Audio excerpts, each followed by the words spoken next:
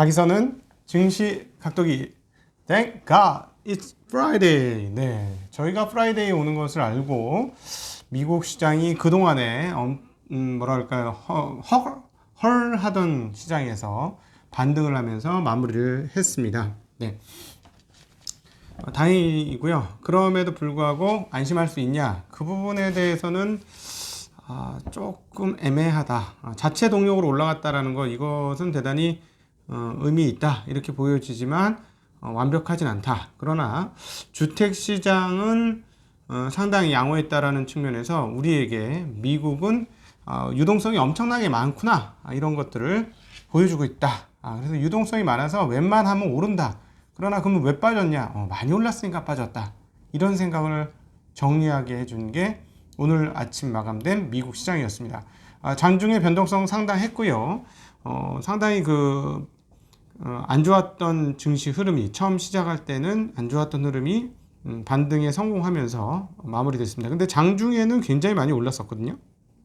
장중에는 굉장히 많이 올랐었는데 그것들을 다 반납하면서 끝났다는 것도 지금 갈등이 많고 고민이 많은 시장의 단면을 보여줍니다. 빅테크 5들이 상승을 하면서 시장 상승을 이끌었다, 이렇게 볼 수가 있겠습니다. 이제 주말인데요. 이번 주말에는 몇 가지 준비를 하고 있습니다. 독일 책방 생각을 하고 있고, 권순창의 브릿지에서는 긴급 시황 진단을 좀 진행해 볼까, 그렇게 생각을 하고 있고요. 그 다음에 전 기관 투자자와의 만남도 있습니다. 기관 투자와의 만남을 하면서 저도 기관 투자, 나 정말 맨날 기관 팔기만 했었는데 좀 이해가 되는 부분이 있었습니다. 네, 뭐 이해가 좀 되더라고요.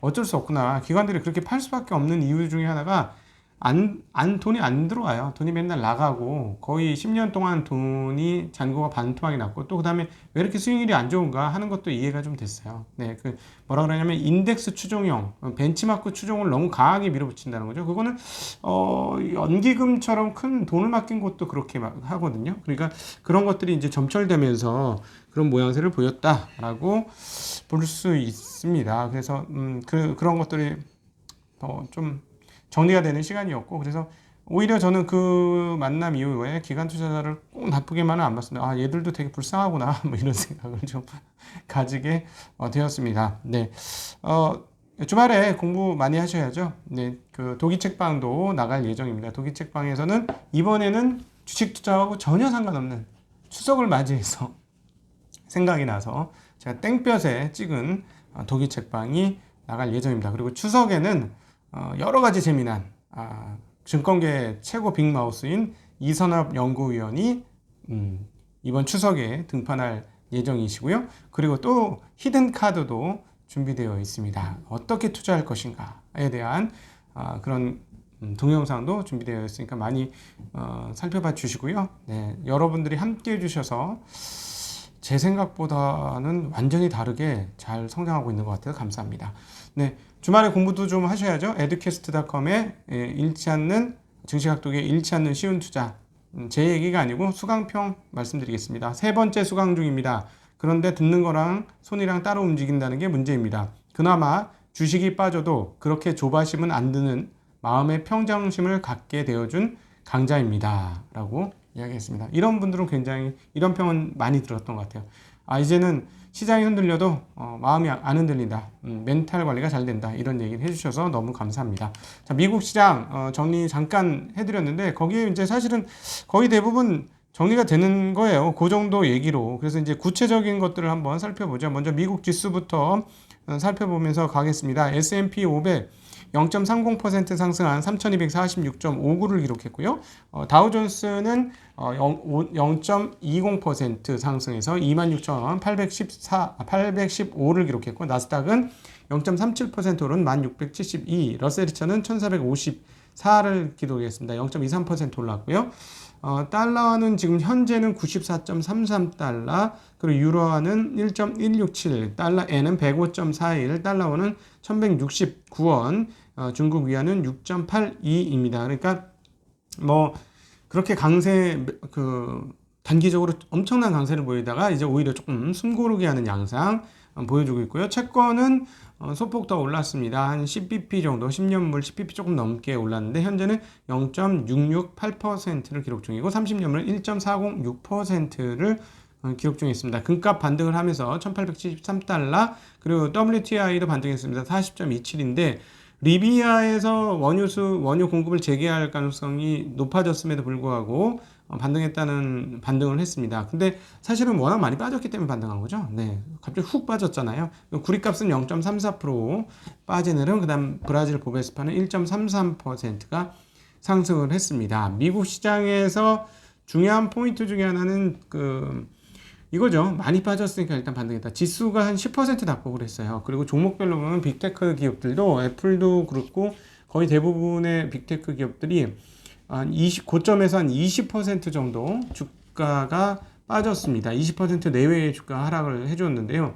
그냥 지수가 이렇게 빠지면 보통 그러죠. 근데 이 정도면 어떻게 돼요? 충분히 빠졌다라는 생각이 들 정도로 빠진 것이죠. 그래서 여기서 과연 어떻게 될 것이냐?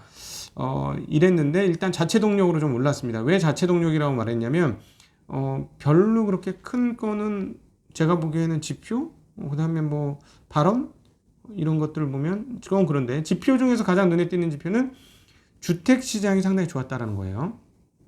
주택 시장이 8월 신규 주택 판매가 전월 대비 4.8% 전월 대비입니다. 전년 대비가 아니고 전월 대비 4.8% 증가해서 연율로 101만 1000채 기록을 했는데요. 4개월 연속 증가세고 신규 주택 판매가 연율로 100만 채를 넘은 것은 2006년 이후 2006년이 언제인가요? 네.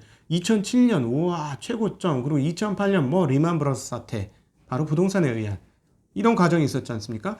그러니까 2006년에 파죽지세로 그 주택 가격이 오르던 때였고, 그리고 2007년부터는 오르는 폭은 이제 줄어들면서 문제가 생기기 막 시작했던 때 아닙니까? 그러니까 2006년 때는 오르는 폭으로는 가장 크게 올랐는데 그때 이후로 신규 주택 판매가 연율로 100만 채를 처음으로 넘었다. 이건 무슨 말이냐? 미국의 유동성이 굉장히 많다라는 것을 의미하고 유동성은 계속해서 자산 가격을 올리고 있는 중이다라고 얘기하는데, 그럼 도대체 왜 주식시장은 앞서 말씀드렸던 대로 많이 올랐으니까 이렇게로 정리해 볼 수 있을 것 같습니다. 노동부가 지난주 실업보험 청구자 수가 전주보다 4,000명 늘어난 87만 명을 기록했다고 밝혔는데요. 월가 예상치 85만 명보다 좀 더 많았습니다. 그리고 12일로 끝난 주간까지 일주일 이상 연속으로 실업보험을 청구한 사람의 숫자가 16만 7천 명 줄어든 1258만 명을 기록을 했습니다. 그래서 16만 명 줄어들었으니까 조금 다행이다 하지만 그러나 1000만 명이 넘어요, 여전히. 그리고 이제 문제는 뭐냐면 실업 쪽에서는 이제 연구 실업이 나오기 시작한다는 것이죠. 그러니까 잠깐 한두 주 쉬었다가 다른 직장 알아보고 이거 하다가 또 다른 직장 알아보고 이런 게 아니고 아예 이제 직장이 없어진 거죠. 그래서 어디 다니지 하고 완전 고민되는 그런 상황들, 이건 굉장히 좋지 않습니다. 그럼 이걸 해소하려면 어떻게 해야 돼요? 부양책이 나와야 됩니다. 부양책이 나와야 되는데 만만치 않습니다. 트럼프 대통령 태도를 한번 보지요. 기자회견을 했는데요. 대선 결과가 대법원의 판단을 거쳐야 할 수 있다. 그렇기 때문에 별세한 루이 베이더 긴스버그 대법관의 후임을 신속히 임명하는 것이 중요하다. 이거 뭐예요? 대선 결과가 대법원의 판단을 거쳐야 한다. 투표 결과가 대선 결과가 아니고 대법원의 판단을 거쳐야 한다. 이건 무슨 말이에요? 투표 결과는 못 믿겠는데? 시점이 어디예요? 투표하기도 전에 나 투표 결과 못 믿겠는데? 지금 이런 얘기를 하고 있잖아요. 이 사람 뭐야 진짜, 이런 생각이 드는 그런 상황인데, 자, 이거 무슨 말이에요? 투표 결과가 나오지 않으면 미국 어떻게 될 거예요? 대혼란 속에 빠지지 않을까요? 여기저기 아구다툼하면서 결코 좋은 뉴스가 아니라는 거죠. 그리고 일부 언론에서는 대선 불복 전략을 세우고 있다. 자, 봐봐. 코로나 하나도 못 막아서 창궐 했고 다른 나라 무시하던 나라 나라도 아닌 나라들은 방어를 했는데 세계 1등 나라는 방어를 못했어. 네. 그리고 지금 현재 부양책도 통과가 안 돼. 경제 만만치 않아. 경제도 어려워. 그럼 대통령 선거에서 이길 수 있을까요? 찐팬들이 있지만, 강력한 찐팬 팬덤들을 데리고 있는 대통령이긴 하지만 간당간당한 상황에서는 어려워지죠. 간당간당하면.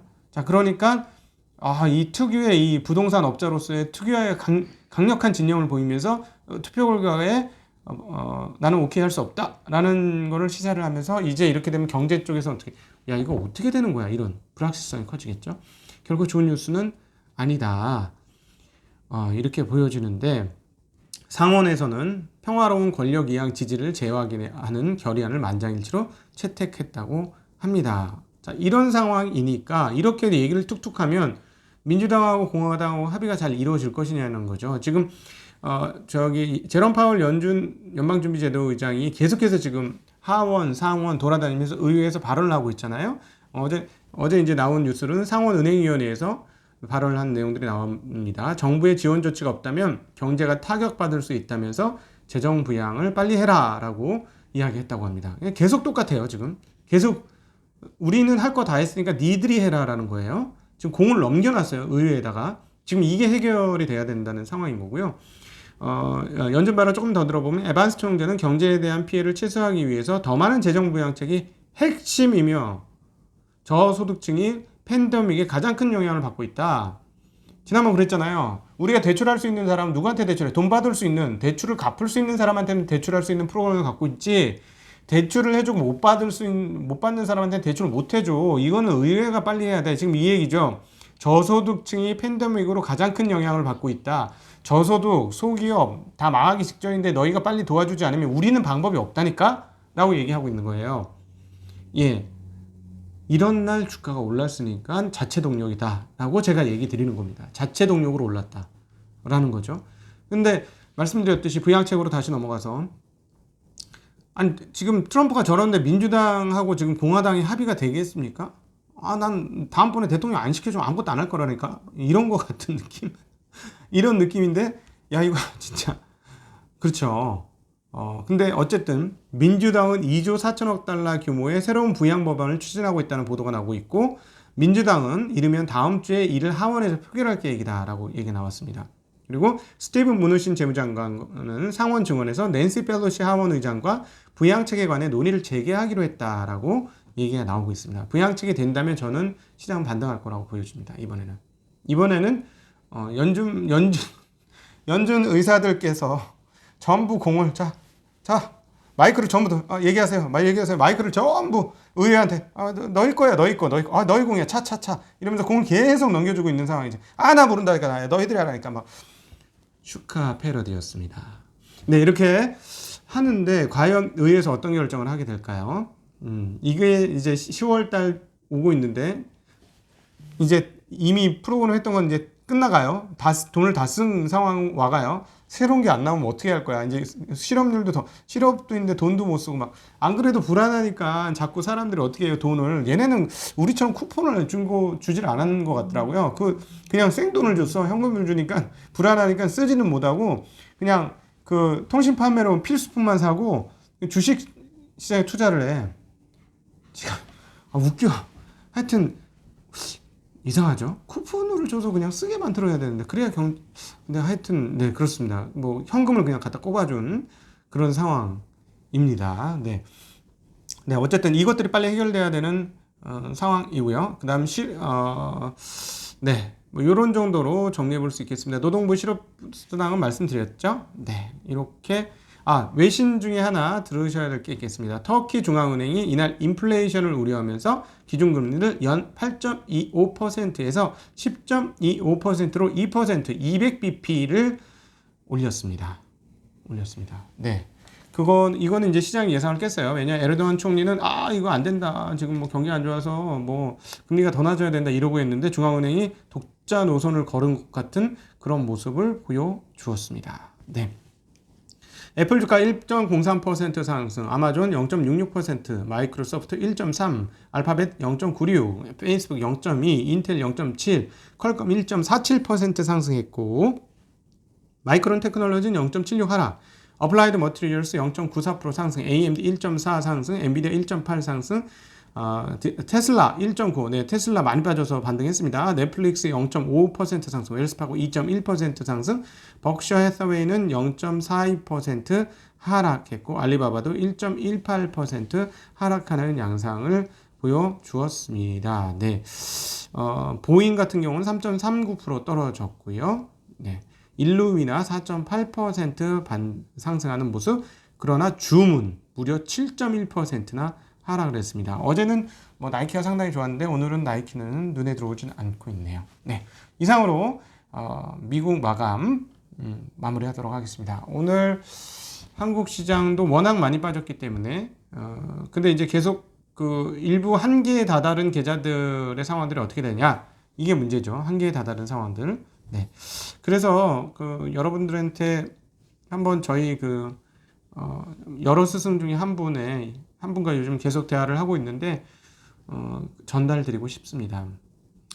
약간 보수적이긴 하지만 꾸준히 시장을 상회하면서 계속해서 수익을 증진시키고 있는 숨어있는 고수 중에 한 분인데요.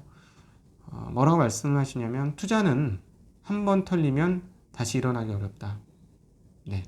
이게 제가 책에서 계속 신용을 쓰지 말라라고 얘기하는 거고, 참고로 어떤 분이 댓글에서 저를 욕하셨더라고요. 너는 기관으로 신용을 쓸 때는 막 신용 쓰게 막 부추기더니 신용 털린 거 보고 또 하라고? 뭐, 저 정말 나쁜 놈들이네. 이렇게 말씀하셨는데, 참고로 저는 신용 쓰시는 분이 제 주변에는 제가 관리하고 있는 분들 중에 거의 없어요. 제가 관리에 여력이 미치는 분들 중에서는 신용 쓰는 분이 없습니다. 네.